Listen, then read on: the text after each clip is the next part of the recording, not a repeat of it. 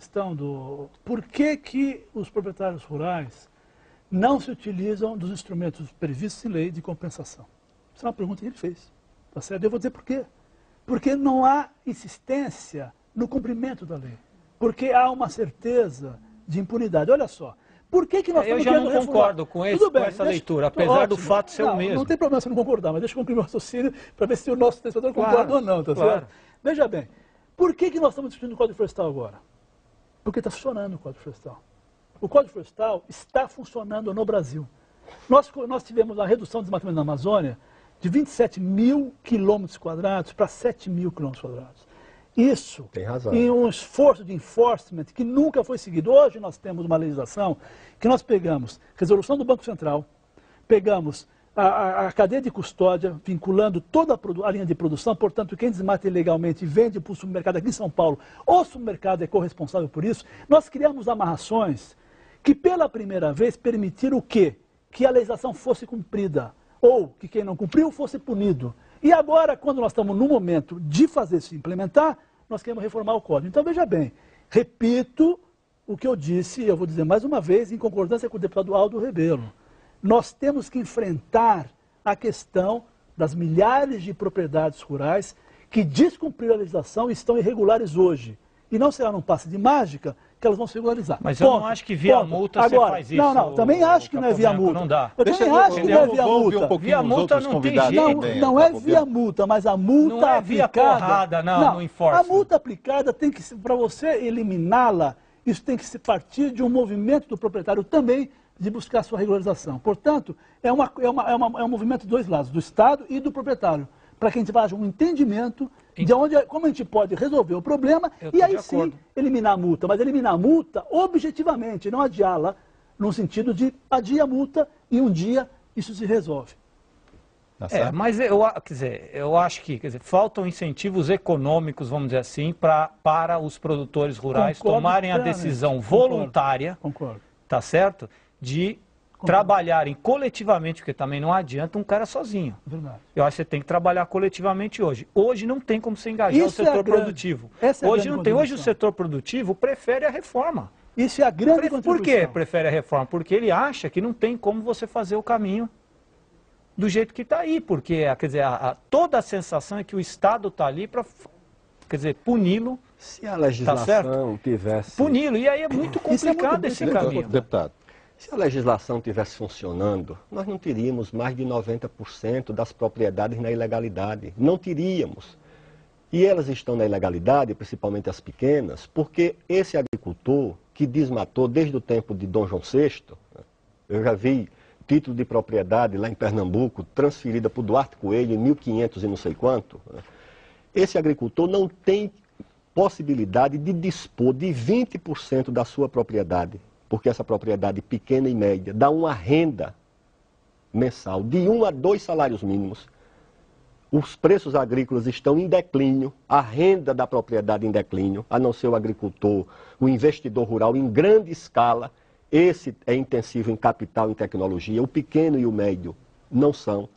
E você faz uma coisa dessa e a consequência é o quê? Você tem, no município do Mato Grosso, 4 mil assentados do INCRA, sem crédito, sem PRONAF, porque não consegue preencher as exigências da legislação. Eu até aproveito essa sua fala, deputado, para aproveitar e colocar um outro tema também polêmico da proposta de mudança do Código, que é a questão dos pequenos proprietários, que, claro que eles ficarão proibidos de desmatar nesses 5 anos, mas a partir dos 5 anos eles não estariam sujeitos aos limites de reserva legal. Sim, os limites da APP, mas não de reserva legal. Qual é a justificativa disso? Será que eles também são grandes desmatadores, os pequenos, né? Eu soube aí que em torno de 20% dos nossos desmates na Amazônia hoje são de pequenas propriedades. Quem mais desmatou no Brasil... Sim, são os grandes. Mas... Não. Proporcionalmente, tem mais reserva legal nas grandes propriedades do que nas pequenas. É inversamente proporcional. Quanto maior a propriedade, mais ela tem reserva legal. Tem muito pouco, mas tem mais. O pequeno é que ocupou mais, inclusive porque o governo, apesar da lei, condicionava o empréstimo do Banco do Brasil a você apresentar sua propriedade toda desmatada. Mas a proposta que o senhor está fazendo, então, não é manter essa situação ruim? Ele não vai ser o pequeno, até 4 módulos, não é obrigado a recompor, mas ele não está autorizado a derrubar um pé de machixe, ele não pode desmatar nada. Mesmo após os 5 anos? Nem após os 5 anos. Se ele tiver qualquer fragmento de reserva legal, ele é obrigado a manter. Ele não está autorizado a tocar na reserva legal, seja ela na íntegra, ou seja parcial.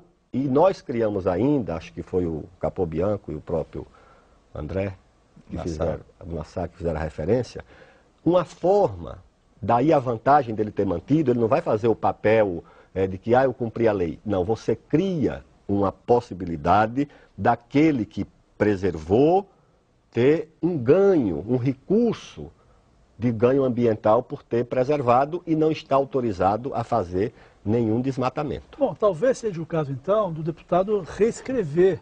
Se é isso que ele entende, né, se é isso que ele está explicitando aqui, que ele entende, de que até 4 módulos rurais, a recomposição da reserva legal não seria obrigatória, né?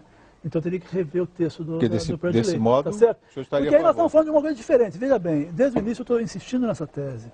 Nós temos uma situação que diz respeito às propriedades rurais que já estão em situação irregular. Eu entendo que nós temos que fazer um corte histórico.